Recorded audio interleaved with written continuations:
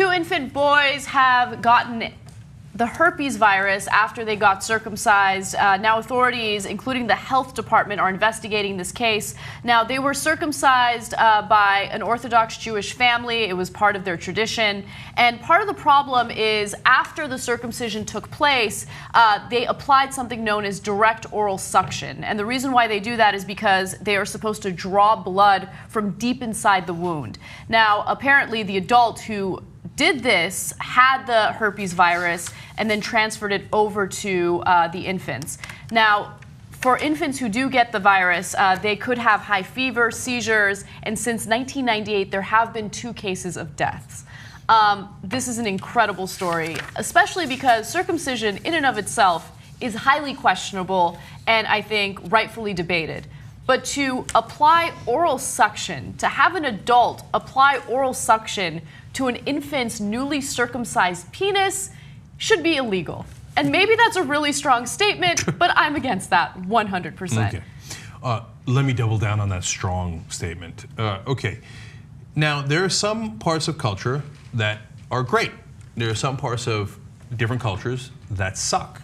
Now, that's a controversial statement, especially among liberals, actually. They say, oh, no, all cultures are lovely and wonderful, etc. My ass they are, okay? There's a lot of things we did in the past that conservatives protect at all costs, no matter what your different nationality, ethnicity, etc. might be. No, that's tradition, you protect tradition. Well, what if your tradition sucks? For example, we had a tradition in this country called slavery. That turned out to be a pretty shitty tradition, and it was a good thing we got rid of it. So from time to time, you have traditions in your culture. For example, genital mutilation when it comes to women, when they cut their clitoris off. You know what? That's a pretty crappy tradition. I know people in that culture say, you don't understand my culture. My daughter would have wanted her clitoris cut off. No, she wouldn't, okay?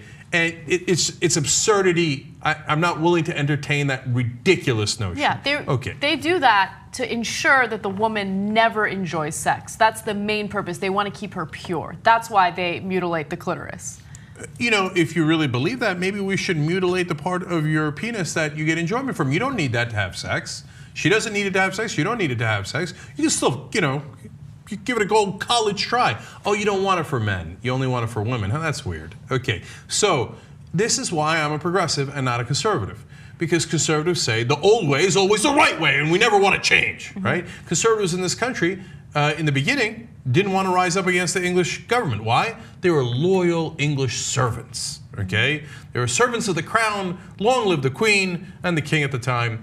And so they were going to bow their head and go with tradition. Well, our founding fathers decided that tradition sucks. And instead we would have a revolution to get to better traditions, okay?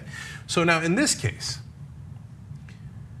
you're really gonna let an old guy put your baby's genitalia in his mouth? I mean, really? No, you don't understand my culture. Well, I guess guilty as charged. I don't. That's a really weird culture that has specific health consequences. I wouldn't let an old man do that to my son under penalty of law. He could be he could be Mahatma Gandhi and I wouldn't allow it, okay? Are you kidding me? Let alone the fact that it is easy to transfer, it doesn't happen all the time, but it clearly happens some of the time, to transfer oral herpes onto genital herpes and then your kid's stuck with that forever. Are you insane? For the rest of his life, yes. Are you insane?